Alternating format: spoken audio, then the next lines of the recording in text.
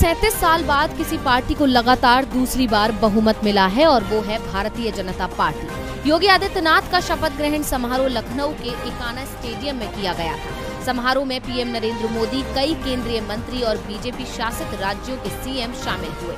योगी सरकार की ओर से सपा संरक्षक मुलायम सिंह यादव, सपा प्रमुख अखिलेश यादव और बसपा सुप्रीमो मायावती को भी कार्यक्रम में शामिल होने का न्योता दिया गया था, लेकिन विपक्षी दलों के नेता शपथ ग्रहण कार्यक्रम में नहीं पहुंचे। शाम 4 बजे के बाद शुरू हुए कार्यक्रम में सबसे पहले योगी आदित्यनाथ ने सीएम पद की शपथ ली। इसके बाद केशव प्रसाद मौर्य और ब्रजेश पाठक को शपथ दिलाई गई। सिराथू से चुनाव हारने के बावजूद केशव मौर्य योगी सरकार में डिप्टी सीएम बनाए गए हैं, जबकि योगी सरकार के पहले कार्यकाल में डिप्टी सीएम रहे दिनेश शर्मा का पत्ता इस बार कट गया है।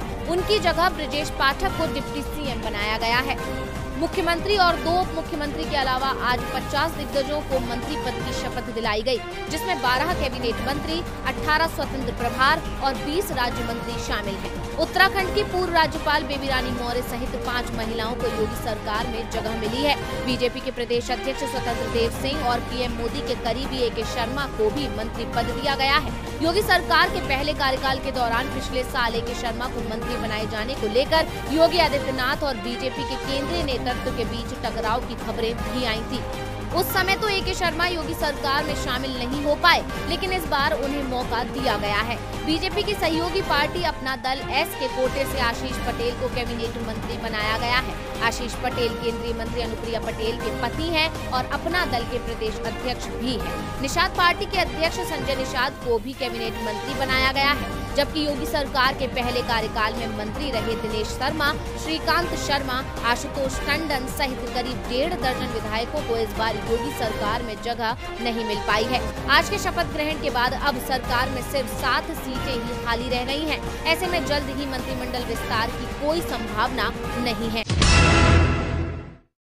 उत्तर प्रदेश में योगी सरकार कानून व्यवस्था के बड़े बड़े दावे करती है, लेकिन सरकार की दावों की कलाई तब खुल जाती है जब पुलिस का डंडा कमजोर पड़ता है और अपराध जोर पकड़ता है। सड़कों पर लोगों की बदहाली बयां करती है कि यूपी में कैसा है योगी राज। इसे लेकर कई बार विपक्षी दल सरकार को आड़े हाथों ले चुके हैं। वहीं अब योगी सरकार 2.0 की शुरुआत में अखिलेश यादव ने कानून व्यवस्था को लेकर जबरदस्त घेराबंदी की है।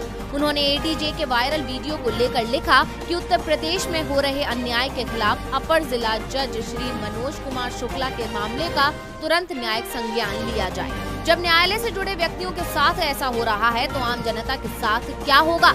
ये बदहाल कानून व्यवस्था का निकृष्टतम उदाहरण है। जनता को जस्टिस चाहिए, JCB नहीं। दरअसल बस्ती जिले के हरैया थाना क्षेत्र के छपिया शुक्ल गांव में नहर खुदाई के दौरान JCB के सामने न्यायिक अधिकारी मनोज शुक्ला का हाई वोल्टेज ड्रामा सामने आया। न्यायिक अधिकारी नहर खुदाई कर रही JCB के आगे लेट गए।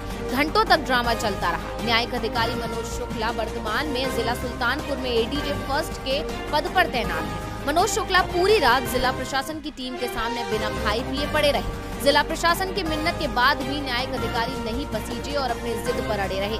ADJ मनोज शुक्ला ने बताया कि मैं एक न्यायिक अधिकारी हूँ, ये मेरी पुश्तैनी जमीन है जहाँ पर सब लोगों द्वारा हमारी जमीन पर कब्जा किया जा रहा है। ये काम गलत है। 2013 में जमीन का अधिग्रहण नियमों के विपरीत हुआ है। DM ने जो आदेश दिया है वो भ्रष्टाचार से युक्त आदेश है। इन्हीं आरोपों के साथ वो JCB के सामने लेट गए। उनका ये वीडियो वायरल हो रहा है। विपक्षी दलों के साथ साथ जनता भी सरकार को घेर रही है। अब देखना होगा CM योगी इस पर क्या एक्शन लेते हैं।